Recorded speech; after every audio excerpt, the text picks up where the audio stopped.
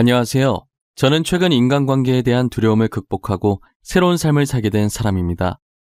제게 일어난 한 사건 때문에 모든 사람들을 믿지 못하게 됐고, 친했던 사람들과도 인연을 모두 끊고 혼자서 외톨이처럼 지내게 되었어요.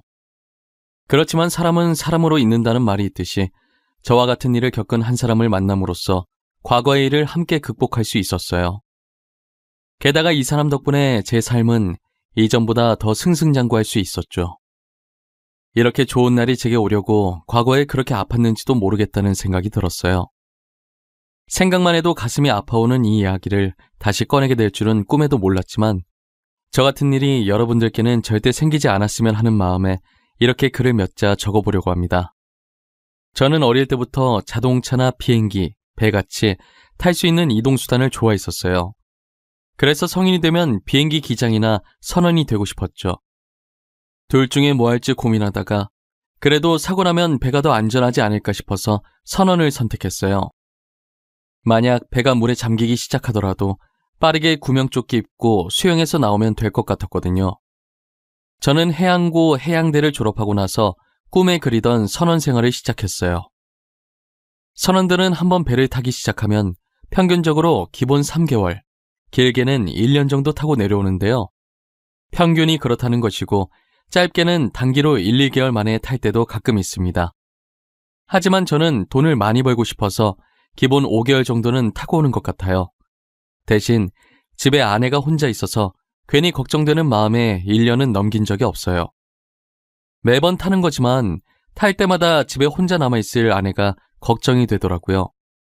아내는 그런 저를 보고 정말 주책이라고, 자기도 다 큰 성인인데 알아서 잘한다고, 어린애 아니니까 창피하게 괜한 걱정 좀 하지 말라고 다그치더라고요. 그래도 이렇게 여린 사람을 혼자 두고 가려니 너무 걱정이라고 입을 삐죽거리면 싫지 않은 듯 살짝 웃으면서 가볍게 제 어깨를 툭 하고 치더라고요. 가끔 이런 모습을 저희 어머니께서 보시면 아직도 신혼이라면서 저희 둘 다 꼴값이라고 혀를 차십니다.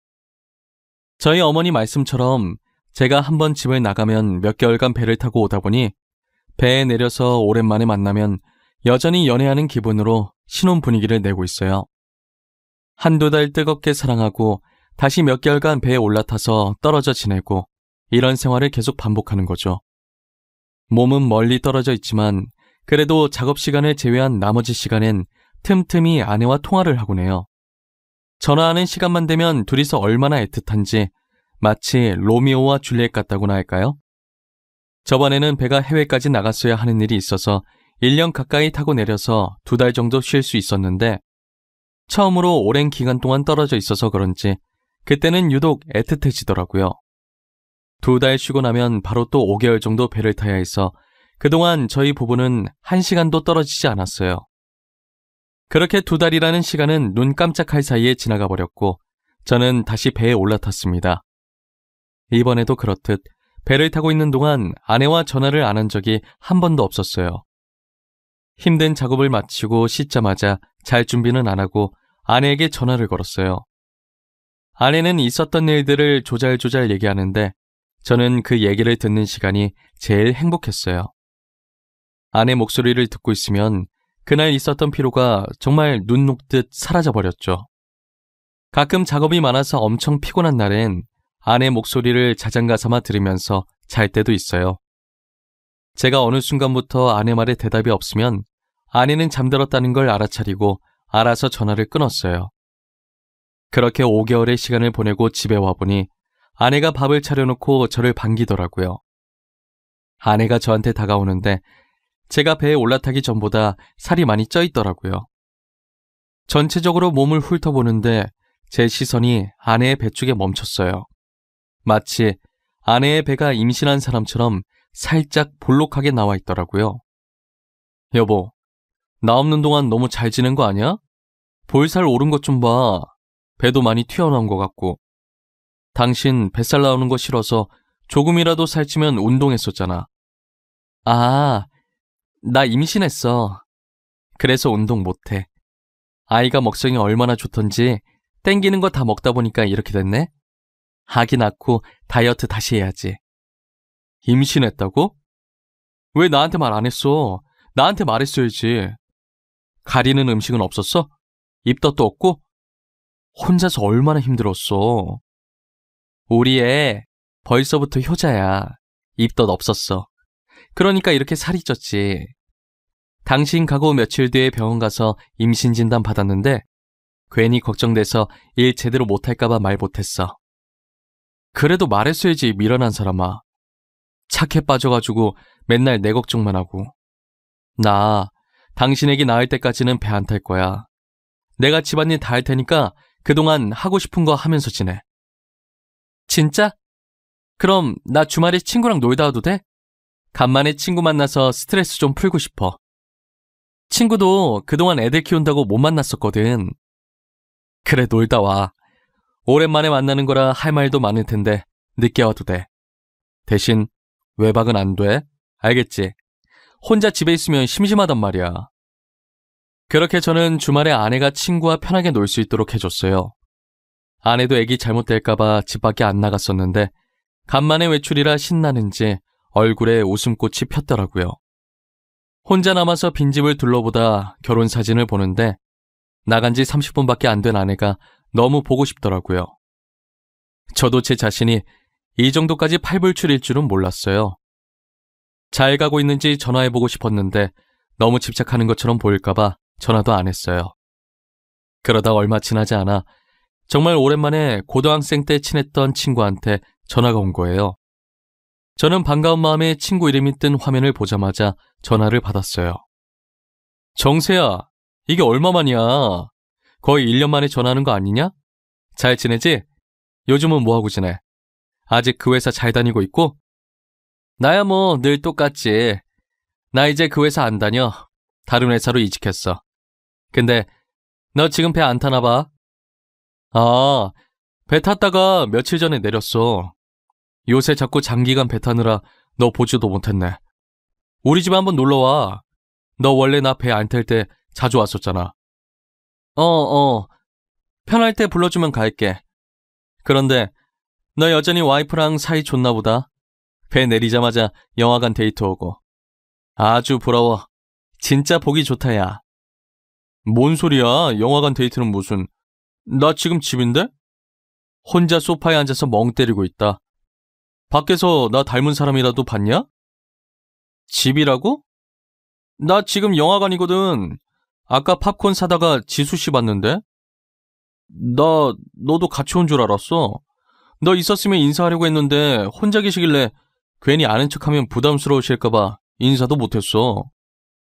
아, 지수 영화관에 있어? 안 그래도 오늘 친구 만난다고 나갔었거든. 아마 그 친구랑 보러 갔을 거야. 난 또 뭐라고.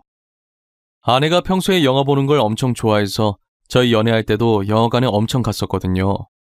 이번에도 늘 그렇듯 친구랑 영화 보려고 영화관에 간 것 같았어요. 또 팝콘이랑 오징어 같은 주전부리 엄청 사서 양쪽 팔에 끼고 다닐 아내가 생각났어요. 제가 이 정도면 먹으러 영화관에 오는 거 아니냐고 아내를 놀렸던 것도 생각이 나더라고요. 집에 오자마자 제 옆에서 오늘 영화 본 거 쪼잘쪼잘 거릴 아내 생각하니까 괜히 웃음이 났어요. 아내 오면 같이 먹을 야식 생각하고 있는데 전화 끊은 지 2시간 만에 다시 친구한테 전화가 왔어요. 야, 너 내가 무슨 말을 하든 충격받지 마. 정신 단단히 잡고 들어. 알겠지? 이거 진짜 마음의 준비하고 들어야 할 얘기야. 무슨 얘기길래 이렇게까지 겁을 주고 난리야? 그냥 빨리 말해. 나 웬만한 얘기에 충격 잘 안 받아. 괜찮아. 이거 진짜 심각한 거야. 나 아까 영화관에서 지수씨 봤다고 했었잖아. 기억하지? 우연찮게 같은 영화를 봤는데 지수씨 내 앞자리였거든? 근데 옆에 다른 남자랑 같이 있었어. 뭐? 확실해? 진짜 확실히 다른 남자랑 있었던 거야? 너 다른 여자를 우리 지수라고 착각한 거 아니지? 야, 우리 3명이서 얼마나 많이 놀았었는데 내가 지수씨 얼굴을 모르냐? 확실히 지수씨 맞아. 내가 나갈 때도 계속 지켜봤거든. 100%야. 저는 처음에 친구의 말을 듣고도 믿지 않으려고 했었어요. 만약 친구 말처럼 아내가 맞다고 해도 아내에게 오빠가 한 명 있는데 그 오빠랑 봤을 거라고 생각했어요. 드라마처럼 불륜이 아니라 친구 만나기 전에 잠시 친오빠랑 영화 본 거라고 머릿속으로 계속 되뇌었어요. 하지만 찝찝한 기분을 도저히 그냥 무시할 수가 없겠더라고요. 저는 생각을 거치기도 전에 발이 저절로 안방으로 걸어가고 있었어요. 안방에 불을 켜고 하나씩 살펴보는데 아내의 화장대 서랍에서 쎄한 느낌이 들더라고요. 저는 평소에 아내의 화장대를 절대 건들지 않아요. 제 물건도 없을 뿐더러 아내가 자신의 물건을 만지는 걸 극도로 싫어했었거든요. 이제껏 한 번도 열어보고 싶다는 생각을 하지 않았었는데 그날은 너무 열어보고 싶은 거예요. 고민할 것도 없이 아내의 화장대 서랍을 하나씩 열어봤어요. 서랍이 총 3칸인데 제일 윗칸은 주얼리들, 그 밑칸은 포장지도 뜯지 않은 새 화장품들이 있더라고요. 그리고 마지막 칸을 떨리는 손으로 천천히 열기 시작했어요. 마지막 칸을 열자마자 보이는 물건에 저는 너무 놀라서 양손으로 입을 막고 주저앉았어요. 그 칸에는 제가 집에서 한 번도 본 적 없던 남자의 속옷들과 용품들이 들어있더라고요. 새 상품이었다면 제가 사용한 것들을 미리 사놨다고 생각할 수 있었지만 새 상품도 아니고 누가 봐도 사용한 흔적이 있는 속옷들과 남자 용품들이었어요. 순간 저는 머릿속에서 정말 5만 가지 생각들이 다 지나가더라고요. 아내에게 물어봤자 발뺌할 것이 안 봐도 뻔하기 때문에 저는 직접 증거를 잡기로 마음먹었어요. 저는 당장 집에서 나와 조그만 소형 카메라를 2개씩 사서 다시 들어왔어요. 오자마자 거실 TV 옆에 있는 화분에 하나 숨겨놓고 안방 침대와 마주보고 있는 행거 속에 잘 안 보이게 하나 숨겨놨어요. 모든 준비를 마치고 며칠 뒤 저는 친구 집에서 놀다가 자고 올 거라고 거짓말을 쳤어요. 아내는 아쉬운 내색도 없이 흔쾌히 그러라고 하더라고요. 저는 집을 나와서 영화관에서 아내를 봤다던 그 친구한테 전화를 했어요. 만나서 술 한잔 하자고 하려고 했는데 약속 있다고 미안하다고 하는 거예요. 아쉽지만 다른 사람이랑 놀아야겠다고 답하고 별다른 말은 하지 않았어요. 전화를 끊고 다른 친구한테 연락하려다가 괜히 돈만 왕창 쓸 것 같아서 오랜만에 부모님이 계신 본가에 방문했어요. 너가 여긴 왜 왔어? 며느라기는. 둘이 꼭 붙어 다니더니 어쩐 일로 혼자 왔어? 싸운 거야? 그래서 여기로 피신 온 거야? 그런 거 아니야. 간만에 엄마 밥도 먹고 싶고 그냥 집사람 편히 쉬게 하려고 혼자 왔어. 나 엄마가 해주는 밥 먹는 거 진짜 오랜만이잖아. 그리고 오늘 여기 온 거 집사람한텐 비밀이다. 비밀로 하는 거 보니 싸운 거 맞구만. 뭘 그려. 너네가 언제까지나 신혼일 순 없지. 가끔 싸우기도 하면서 사는 게 부부지. 그러면 오래간만에 실력 발휘 좀 해볼까? 싸운 거 아니라니까 그러네. 나 진짜 싸운 거 아니야, 엄마. 오랜만에 엄마가 해주는 밥 먹고 싶어서 온 거라니까. 제가 아무리 아니라고 해도 어머니는 안 믿는다는 듯 실눈을 뜨고 저를 쳐다보시더라고요. 아내가 지금 바람 피는 것 같다고 사실대로 말하면 어머니가 기절하실 것 같아서 차마 말은 못하고 그냥 싸워서 본가로 도망온 걸로 합의 봤어요. 그렇게 어머니가 차려주신 밥을 먹으며 잠시나마 아내 일을 잊고 있었어요. 결혼하기 전에 제가 쓰던 방에 들어가니 책장에 앨범이 하나 끼워져 있더라고요. 연애하던 시절에 아내와 찍었던 사진을 인화해서 보관했던 앨범이었어요. 한 장씩 넘겨보는데 그간 아내와의 추억들이 새록새록 기억나더라고요. 밝게 웃고 있는 아내 사진을 한 장 꺼내서 손으로 매만지며 제발 아니었으면 좋겠다고 중얼거렸어요. 제가 하고 있던 상상이 빗나가길 막장 드라마 같은 일은 제게 일어나질 않길 바라면서 잠들었던 것 같아요. 간만에 푹 자고 일어나서 시간 본다고 휴대폰을 켜니 아내에게 문자가 하나 와 있더라고요. 친구 남편 출장 갔다고 해서 지금 친구 집에 놀러 갈 건데 아마 자고 올 수도 있다고요. 저는 현재 아내가 없다는 걸 확인하고 녹화 영상을 보려고 집으로 향했어요. 거실과 안방에 있던 카메라를 수거해 메모리칩을 빼서 제 노트북에 연결시켰어요. 제가 카메라를 설치하고 얼굴이 잘 나오는지 확인을 했어야 했는데 도둑질도 해본 사람이 하는 거라고 설치만 해놓고 잘 나오는지 확인을 안 한 거예요. 그래서 풀과 옷이 화면을 가득 채우고 가끔 사이사이 얼굴이 보이긴 하는데 자세히 봐야 보일 것 같아서 일단은 소리 먼저 확인을 했어요. 다행히 소리는 아주 또렷또렷하게 잘 녹음됐더라고요. 역시나 저 없는 동안 내연남을 저희 집으로 불렀고 거실 소파에 앉아 둘이서 꽁냥꽁냥 거리는 거예요. 안방 영상을 확인하니 애정행각하는 장면이 적나라하게 다 담겨 있었어요. 화가 나서 온몸이 식어가고 손은 부들부들 떨리기 시작하는 거예요. 그런데 남자 목소리가 어디서 들어본 적 있는 듯 굉장히 낯이 익었어요. 누구일까 곰곰이 생각하고 있던 와중에 아내가 내연남 이름을 부르더라고요. 정세씨 와이프 내일부터 집에 없다고 그랬나? 그럼 내일은 내가 정세씨 집으로 갈까? 우리 남편 언제 집에 올지 모르니까 아침 일찍 정세씨 집으로 넘어가자. 그럴까? 나는 상관없는데 당신 일찍 일어날 수 있겠어? 우리 애기 가지고 나서 잠도 많아졌잖아. 아니야, 일어날 수 있어. 임신 초기엔 일찍 못 일어났는데 요즘은 잘 일어나. 아참, 우리 애기 아들이라던데 당신 닮았으면 되게 잘생겼겠지?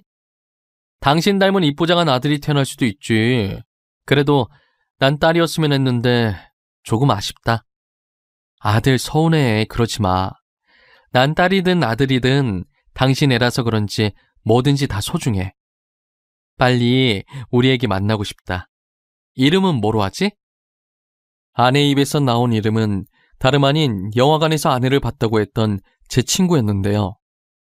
상간남이 제 친구였던 것도 충격이었는데 뱃속의 아이까지 제 애가 아니었다는 사실에 저 둘을 어떻게 해야 좋을지 이가 바득바득 갈리더라고요. 자기가 제 아내랑 눈 맞아놓고 어떻게 뻔뻔하게 아무것도 모르는 사람 마냥 저한테 전화해서 아내가 바람피는 것 같다고 말할 수가 있는지 이해가 안 갔었어요. 더구나 제 친구도 유부남이었고 친구 아내가 집에 없는 이유가 출산 때문에 산후조리원에 들어가서 그런 걸로 알고 있었거든요. 저는 길거리에 굴러다니는 쓰레기만도 못한 저 두 사람을 처참하게 짓밟고 싶었어요. 소리만 녹화된 영상으로는 안 될 것 같아서 확실히 얼굴이 잘 보이게 카메라를 다시 제대로 설치하고 며칠 뒤 친구 집에 간다는 핑계를 대고 한 번 더 외박을 했어요. 아내는 제 기대를 저버리지 않고 또다시 친구를 저희 집으로 불렀어요. 이번엔 저번과 다르게 얼굴이 선명하게 제대로 잘 녹화가 됐더라고요. 그리고 녹화본을 가지고 친구의 아내를 찾아갔어요. 소은 씨, 일단 제가 주는 청심환부터 먼저 드시고 제가 하는 말 잘 들으세요. 몸조리 끝난 지 얼마 안 되셨는데 이런 말 드리기 정말 죄송합니다. 혹시 저희 남편 얘기예요? 얼마나 심각한 얘기길래 청심환까지 먹이고... 어디서부터 어떻게 말해야 할지 모르겠는데 사실 정재랑 제 집사람이 바람을 피고 있는 것 같아요. 역시 그랬군요. 저도 상대가 누군지는 몰라도 남편이 바람 피고 있다는 거 어느 정도 예상은 하고 있었어요. 그래서 그런지 별로 놀랍지도 않네요. 친구의 아내에게 조심스럽게 말을 꺼냈는데 이미 아내분은 친구의 외도를 눈치채고 있었더라고요. 하지만 아빠나 엄마 없는 아이 만들고 싶지 않아서 아무것도 하지 않은 채 혼자서 참고 있었대요. 저는 아내분이 잘못한 건 전혀 없으니 더 이상 죄인처럼 혼자 참고 살지 않았으면 하는 마음에 제가 가지고 왔던 녹화본들을 틀어주었어요. 녹화본들을 다 보고선 할 말을 잃으신 건지 입을 틀어막은 채 하염없이 눈물만 흘리시더라고요. 그런 아내분한테 약해지면 안 된다고 마음 단단히 먹고 그들과 맞서자고 했어요. 처음엔 울면서 고개를 절레절레 흔드시더니 몇 분 후 결심하셨는지 저를 쳐다보시는 거예요. 같이 싸우겠다고 물어보니 그렇게 하겠다고 자기가 뭐부터 하면 되냐고 하시더라고요. 저는 아무것도 할 것 없다고 이미 증거는 충분해서 모아둔 자료들 다 넘길 테니 이혼 소송이랑 상간녀 소송할 준비만 하라고 했어요. 저와 친구의 아내는 증거 자료를 챙겨서 이혼 소송과 상간녀 소송을 진행했어요. 집으로 소장이 날라올 때까지 아무것도 모르는 척 평상시처럼 행동했죠. 소장이 날라오던 날 아내의 표정을 아직도 잊을 수가 없어요. 얼굴이 울그락불그락해져서는 우편으로 받은 서류를 제 얼굴에 던지더라고요. 이거 뭐야? 이혼 소송? 내가 왜 당신이랑 이혼을 해? 당신 미쳤어? 내가 당신한테 뭘 잘못했는데. 방귀 낀 놈이 성낸다더니 어쩜 그렇게 뻔뻔한지. 이혼 소송장 날라온 거 보면 사태 파악이 안 되니? 상간녀 소송장도 받아봐야 알아차리려나? 상간녀 소송? 그게 무슨 말이야? 내가 상간녀 소송을 왜 당해? 그거 바람피는 사람들만 당하는 거잖아.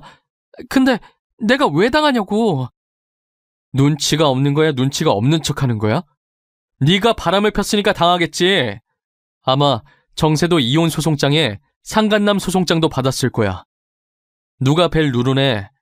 당신 상간녀 소송장 왔나 보다. 저는 아내에게 여유롭게 웃어주며 우편물을 받으러 나갔어요.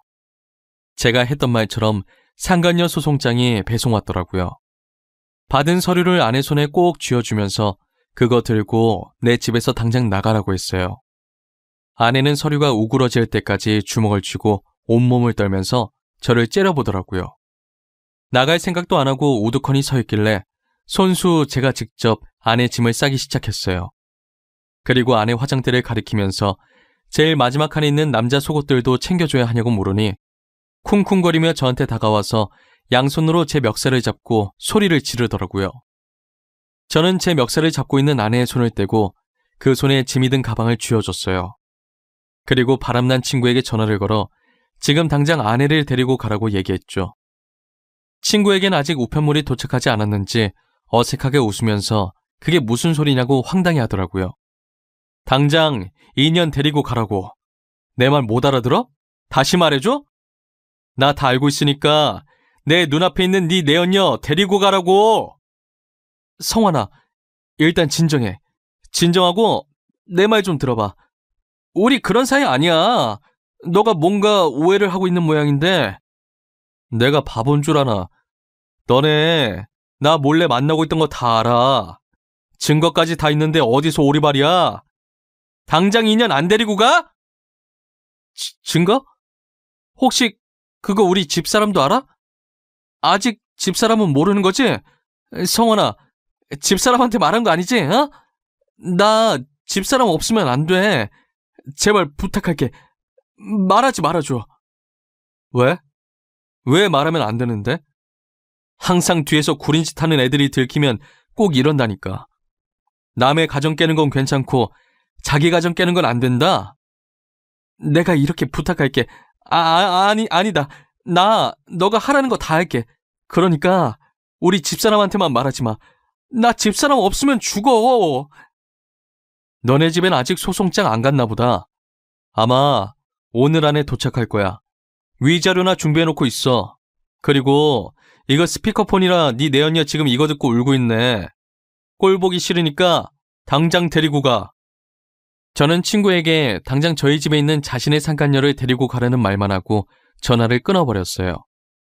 모든 대화를 듣고 있던 아내는 자신의 아내 없으면 안 된다는 친구의 말을 듣고 본처를 선택한 친구에 대한 배신감과 자신이 버려졌다는 처량함에 눈물만 흘리고 있더라고요.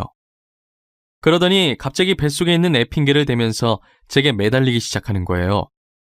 저의 바지가랑이를 붙잡고 뱃속에 있는 애가 제 애라고 하면서 아빠 없는 아이로 만들어야겠냐고 악에 받쳐서 소리를 지르더라고요. 제가 친구 애를 가진 사실까지는 모르는 줄 알고 그랬던 것 같아요. 저는 끝까지 뻔뻔하게 나오는 아내를 보니 치가 떨리더라고요. 안 나가려고 계속 버티고 있는 아내를 끌어내서 집 밖으로 내보냈어요. 제가 안쪽에서 잠금 장치를 걸어놔서 비밀번호를 눌러도 안 열리자 문이 부서질 정도로 두드리는데 문 두드리는 소리에 주민이 시끄럽다고 경찰에 신고를 했더라고요. 결국 아내는 경찰 손에 이끌려서 나갔는지 문 두드리는 소리가 멈추고 집안이 조용해졌어요. 저는 아내와 이혼하고 위자료 문제까지 해결한 후에 소식을 끊고 살았어요. 제 친구들도 이 사실을 알게 되고 친구와의 만남을 일체 가지지 않았다고 했어요. 저처럼 자신들의 아내도 친구에게 뺏길 수 있을 것 같다는 생각이 들었겠죠. 저와 친구의 전처는 따로 만나서 술 한잔을 기울이며 이런저런 이야기를 했어요. 친구가 그렇게까지 자신의 전처에게 매달리는 데에는 다 이유가 있었더라고요. 저번에 다른 회사로 이직했다는 게 알고 보니 자신의 전처가 차려준 회사였던 거예요. 친구 전처의 집안은 돈이 굉장히 넘치도록 많은 부자였는데요. 그렇다고 해서 기세등등하지 않고 굉장히 겸손하고 돈 많다고 돈부심을 부리지도 않았어요. 그래서 사람들한테 자주 속아서 배신도 많이 당했다고 들었거든요. 부잣집 딸인 전처를 놓치긴 싫은데 너무 착해서 같이 살기엔 재미가 없고, 그러다 자주 만나던 제 전 아내와 잘 맞아서 바람이 난 거죠. 저 같았으면 어차피 돈 많으니 남편 없이 잘 살 수 있다고 바로 이혼했을 텐데, 친구의 본처는 너무 착해서 그러지 못했던 거예요. 이혼을 결심하게 되니 고생 좀 해보라는 식으로 아이까지 보내게 됐다고 하더라고요. 저도 한때 이혼 소송으로 법정에 가서 전 아내랑 마주쳤을 때 왜 그랬냐고 하니, 전 아내도 외로워서 바람을 폈는데 제가 벌어오는 돈 때문에 저를 놓기는 싫었다고 했었어요. 친구도 전 아내도 결국은 돈 때문에 각자 배우자들을 못 놓고 위험한 만남을 이어갔던 거죠. 그러다 친구의 이기심으로 괜히 아내한테만 잘못 뒤집어 씌워서 이혼시키고, 자기는 상대의 남편이 찾아오는 일 없게 편하게 만나려고 그때 영화관에서 저한테 전화를 한 거였어요. 결국은 자기 꾀에 넘어가서 자신들이 된통 당하게 됐지만요. 저는 이제 그들이 어떻게 살든 궁금하지도 않고 전혀 신경 쓰이지가 않아요. 그건 친구의 전처도 마찬가지인 것 같고요. 처음엔 믿었던 친구한테 배신을 당하고 보니 세상에 믿을 사람이 전혀 없다는 걸 알았고, 그 뒤로 누군가를 만나는 게 점점 두려워져서 이혼 후에 친구 관계도 다 끊어냈었어요. 나오지 않으려고 혼자 집에 틀어박혀서 숨어있는 제게 손을 내밀어 준 건 친구의 전처였어요. 자신에게 이혼할 수 있는 용기를 줘서 고맙다고, 이젠 자신이 제게 용기를 줘야 할 때인 것 같다면서요. 언제든 제가 숨을 것 같은 낌새가 보이면 어떻게 눈치채고 못 숨어버리게 막더라고요. 그렇게 저는 그 사람 덕분에 지금은 많이 좋아져서 다시 예전처럼 친구들을 만나고 있어요. 이혼 후 이제껏 그들의 소식을 듣지 못했는데 제 동창 중에 한 명이 어쩌다 소식을 듣게 됐나 봐요. 이혼하고 나서 뱃속의 아이 때문에 둘이서 결혼했었는데 아이는 스트레스 때문에 유산을 했다더라고요. 결국 전 아내는 자신의 아이도 잃고 졸지에 피 한 방울 안 섞인 제 친구의 아이를 키우고 있는 거죠. 그리고 둘 다 돈도 없어서 무너질 듯한 단칸방에서 겨우겨우 지낸다고 하더라고요. 지금까지 자신들이 지은 죄들을 그렇게 벌받고 있는 것 같았어요. 저희는 이제 그 말을 듣고도 무덤덤하게 넘어갈 수 있을 만큼 많이 무뎌졌더라고요. 그들이 힘들게 산다고 해도 딱히 불쌍하다는 생각도 들지 않았어요. 오히려 제 인생을 제대로 살아볼 수 있게 만들어줘서 고맙다는 생각이 들었어요. 그리고 그들 덕분에 정말 좋은 사람을 한 명 얻게 되었거든요. 여러분도 예상했을지 모르겠지만 그건 바로 친구의 전처인데요. 이제 몇 주만 지나면 제 아내가 될 사람이기도 하죠. 서로 아픔을 위로해 주다 보니 결국 이렇게까지 됐네요. 처음엔 저희도 서로에게 호감을 느끼면서 이건 아닌 것 같다는 생각을 했는데, 주변에서 친구와 전 아내처럼 나쁘게 만난 것도 아니고 뭐가 문제냐고 하더라고요. 오히려 잘된 일이라면서 잘 어울린다고 응원해 주는 거예요. 그래서 용기를 가지고 만남을 시작했는데 결혼이라는 아름다운 끝매듭을 짓게 됐네요. 그리고 저는 지금의 아내를 만난 뒤로 제가 하는 일마다 다 잘 풀리더라고요. 꼭 귀인이 제 곁에 와준 것만 같아서 지금 누구보다도 행복하고 좋아요. 저희가 이렇게 행복한 만큼 이제 그들도 정신 차리고 행복해졌으면 좋겠네요. 제 사연은 여기서 마치도록 할게요. 이야기를 들어주신 모든 분들, 올해는 꼭 하고 싶은 일 다 하시면서 사시길 바랄게요. 감사합니다.